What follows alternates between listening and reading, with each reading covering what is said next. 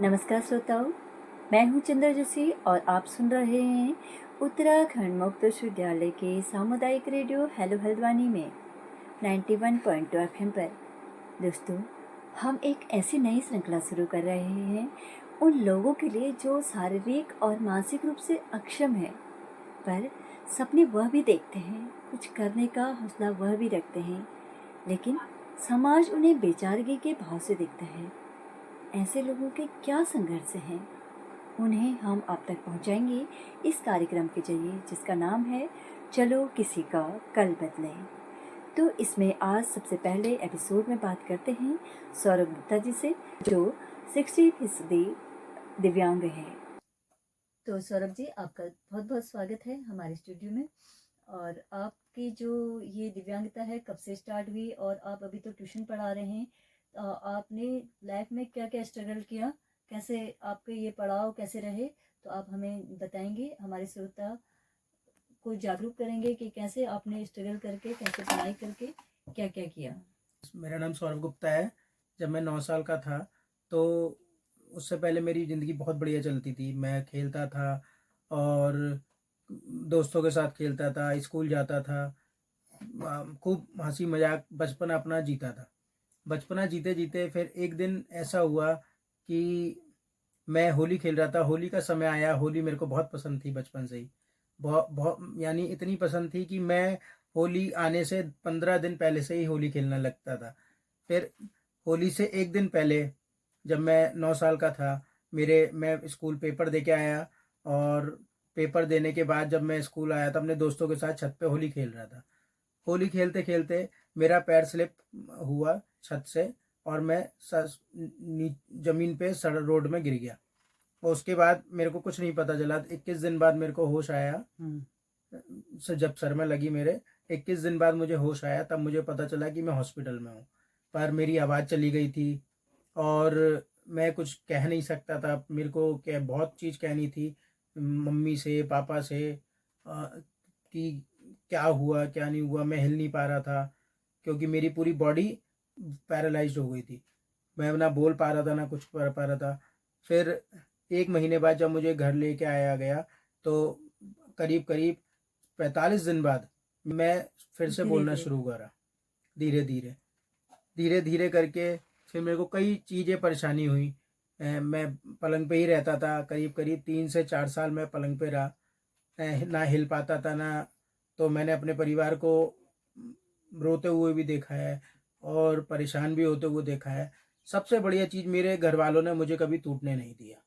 और दूसरा, मेरे जो साथी थे बचपन से, मेरे मित्र और आस पड़ोस, उन सब ने मेरा हमेशा बचपन से साथ दिया।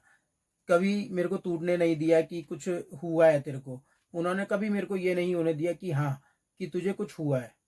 तो जब मैं 3-4 साल के बाद थोड़ा थोड़ा बैठने लगा था बेड पे, तो मेरे दोस्त मुझे खुद आके अपने साथ खिलाते थे, कि व्हील चेयर पे बैठा के गोदी में ले जाके। जब वो छोटे थे, खुद मेरे बराबर थे, 12-12 13 साल के, तो मुझे गोदी में उठाकर अपने साथ खिलाते थे कि हाँ, भाई के साथ खेलेंगे, भाई के साथ खेलेंगे। तो उन लोगों ने मुझे हमेशा साथ दिया। फिर मैंने धीरे धीरे पढ़ना शुरू करा। मेरे घर वालों ने मुझे प्रोत्साहित किया कि ना, ऐसे नहीं चलेगी ज़िंदगी, पढ़ना शुरू कर। फिर धीरे धीरे जब मेरे को लगा कि हाँ, पढ़ना ज़रूरी है, तो मैंने पढ़ने में अपनी रुचि आगे करता गया। तो मेरे दोस्तों ने भी मेरा साथ दिया। फिर कौन से स्कूल में, कितने में आपका एडमिशन मैं किया? 8th तक पढ़ा, लक्ष्मी शिशु मंदिर तक। अच्छा। फिर मैंने उस समय स्कूलों में सबसे बड़ी परेशानी ये थी कि स्कूलों में हम लोगों के लिए एडमिशन नहीं था। तो मैंने जो भी पढ़ाई करी वो घर में ही पढ़ाई करी। तो पेपर देने के लिए वो टीचर लोग घर आ जाते थे। फिर उसके बाद मैंने एचआर इंटर कॉलेज ज्वाइन करा। ट्यूशन बेस पे आते होंगे हाँ टीचर। हाँ। फिर एचएन इंटर कॉलेज में मैंने स्कूल अपनी 8th के बाद पढ़ाई शुरू करी। तो वहाँ पे भी उन मेरा बहुत बढ़िया, मुझे सारे टीचरों ने, सारे अध्यापकों ने हमेशा मेरा साथ दिया। वहाँ पे मेरे नए दोस्त बने। तो उन उन दोस्तों ने भी, जो मेरे नए दोस्त थे, पुराने दोस्तों को तो मेरी परेशानियाँ पता थी, पर नए दोस्तों ने भी वो सब चीज़ें जान के कभी भी मेरा साथ नहीं छोड़ा, हमेशा आगे बढ़ते गए। और समय समय पे जितने लोग मेरे से जुड़ते गए, सब मेरे साथ रहे। आज भी मेरे साथ जितने भी लोग हैं सब मेरे साथ रहते हैं, और मेरे से छोटे हों चाहे मेरे से बड़े हों, हमेशा मेरे साथ रहते हैं हमेशा। तो आज तो आप कितने तक के बच्चों को ट्यूशन पढ़ा लेते अभी हैं? तो मैं 8वीं तक के बच्चों को पढ़ा रहा हूँ, ठीक है, और अभी 30 कभी बच्चे मेरे पास हैं। कभी आपने सरकारी नौकरी के लिए कहीं पर फॉर्म भरने की कोशिश नहीं करी? नहीं नहीं, सरकारी नौकरी में कभी मेरी रुचि नहीं रही, कभी भी मेरी रुचि नहीं और रही। जैसे जिस दौरान आपकी चोट लग गई थी, वो 4-5 साल का जो बीच में गैप रहा आपका, तो उसमें क्या कैसे करके आपने किया? उसमें करीब और करीब 2 स्कूल के साल लिए तो कैसे गैप रहा? तो फिर जैसे वहां तक आप थर्ड में थे, उसके बाद आपके कहाँ पर एडमिशन लिया फिर स्कूल में? मैंने जब 3 साल मेरा गैप रहा, कि जब मैं बेड पे रहा, तो मेरे पढ़ता रहता था मैं, मेरे को ओरल पढ़ाया जाता था, तो मैं वो पढ़ता रहता था, तो जिसकी वजह से मैंने अपना स्कूलिंग हमेशा स्टार्ट रखी। पर यह था कि मैं लिख नहीं सकता था, पर स्कूल वालों ने उस चीज़ के मेरे कि कोई लिखेगा, मैं बताता जाता था उनको, वो लिखते जाते थे। तो उसमें उस समय उन्होंने धीरे धीरे मेरी पढ़ाई को बंद नहीं होने दिया, मेरी पढ़ाई नहीं बंद हुई। और 3 साल में मेरे को कुछ कई चीज़ें भी लगती थी कि हाँ ऐसा हो गया, अब मैं क्या करूँगा अपनी ज़िंदगी में, क्या करूँगा, क्या कैसे मेरी ज़िंदगी चलेगी। पर धीरे धीरे पर मेरे को जब लगा कि हाँ, मैंने अपने शरीर को बहुत जल्दी एक्सेप्ट कर लिया था कि हाँ मेरी लाइफ अब ऐसे ही रहेगी। तो ऐसे में घर वालों में कौन सबसे ज्यादा सपोर्ट करता है? मम्मी पापा भाई आपके सब, सब करते हैं? हाँ, भाई बहन मम्मी पापा, और आज भी मेरे काम सारे मम्मी करती हैं। तभी भी उनको कोई वो नहीं है कि हाँ बहुत साल हो गए। आज मेरे को करीब करीब मेरे एक्सीडेंट को 26-27 साल हो गए। अभी आपकी एज क्या रह रही है? 36 वर्ष का हो गया मैं। आप अपने खुद के कैसे कैसे काम करते हैं, कैसे कर पाते हैं? देखिए मैं अभी अपने सारे काम कुछ भी नहीं कर पाता हूँ, बस एक खाना पीना खा सकता हूँ, और बच्चों को पढ़ा सकता हूँ, बस बच्चों को पढ़ा सकता हूँ, और कुछ काम अपने आप नहीं कर सकता आज भी मैं।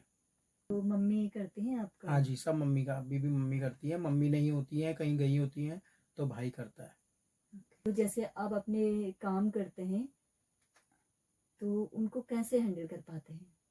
किसी का सहारा लेते हैं या खुद से करते हैं, कैसे कर पाते हैं? हाँ सहारा लेता हूँ, मेरी मम्मी हो गई मेरे, जैसे अगर मैं घर में हूँ तो मम्मी हुई पापा हुए हैं, और अगर बाहर हूँ तो दोस्त लोग, बाहर हूँ तो दोस्त लोग मेरे सब सपोर्ट करते हैं। मैं करीब करीब 16-17 साल की उम्र से, मैं जब भी फोन करती हाँ, हूँ तो हमेशा कभी ना दोस्तों के साथ और कभी कहीं घूमने गया हूँ, मतलब इंजॉय फुल यहाँ, मतलब ये नहीं रहता है कि मैं दिव्यांग हूँ, मैं एक कमरे के अंदर रहता हूँ, ये वाली बात नहीं आती है। हमेशा ये आता है कि मैं दोस्तों के साथ हूँ, मैं इंजॉय कर रहा हूँ। ये 16-17 साल की उम्र में एक दोस्त था मेरा, तो मेरे को घुमाने ले गया था अपने दोस्तों के साथ। ये आपने नाम सुना होगा, अमृतपुर, अमृतपुर घुमाने लेके गया था।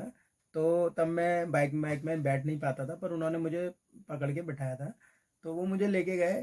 तो उसके बाद से मेरी बॉडी में मेरे को बाइक पे शौक तभी लगा, स्कूटी पे और बाइक पे बैठने का, गाड़ियों में बैठने का तभी शौक लगा कि जब मैं गाड़ी पे बैठा पहली बार, तो गाड़ी जैसी स्टार्ट हुई, तो उसके इंजन के स्टार्ट होते ही मेरी कमर में सेंसेशन होने लगा।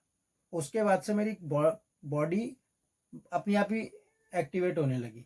हम जैसे दिव्यांगों के लिए क्या संदेश देना चाहोगे? देखिए मैं हम जैसे दिव्यांगों के लिए खासकर ये जरूर बोलना चाहूँगा कि कुछ भी हो, पढ़ाई को पहले अपना हथियार बनाइए। पढ़ाई को आप हथियार बनाएंगे तो आप पूरे विश्व में कहीं पे भी अपना वर्चस्व दिखा सकते हैं कि हाँ मैं हूँ।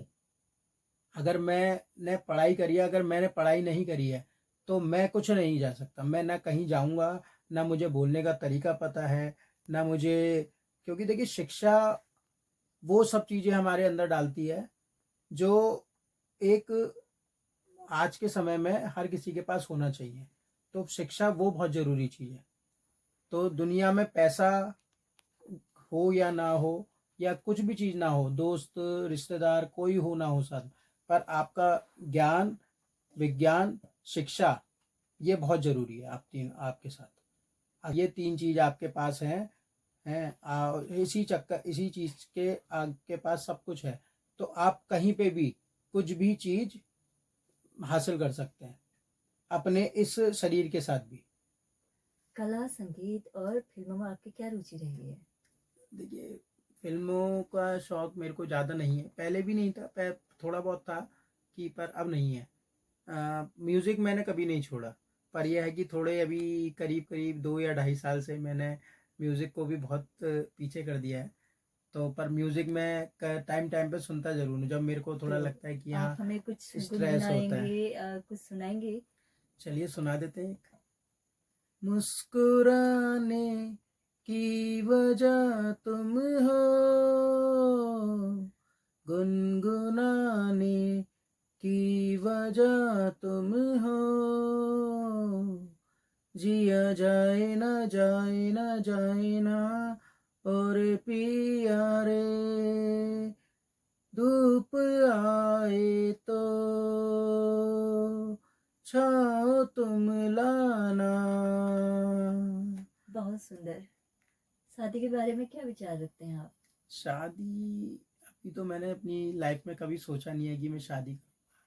पर यह है कि मेरे जो मित्र हैं, परम मित्र जिनको बोलेंगे, तो वो ज़रूर बोलते हैं कि भाई शादी ज़रूर करना। ओके सौरभ जी, बहुत बहुत धन्यवाद आपका हमारे स्टूडियो में आने के लिए। आपका आप भी इस बहुत तरह बहुत भी आए धन्यवाद। तो बहुत बहुत धन्यवाद। बहुत बहुत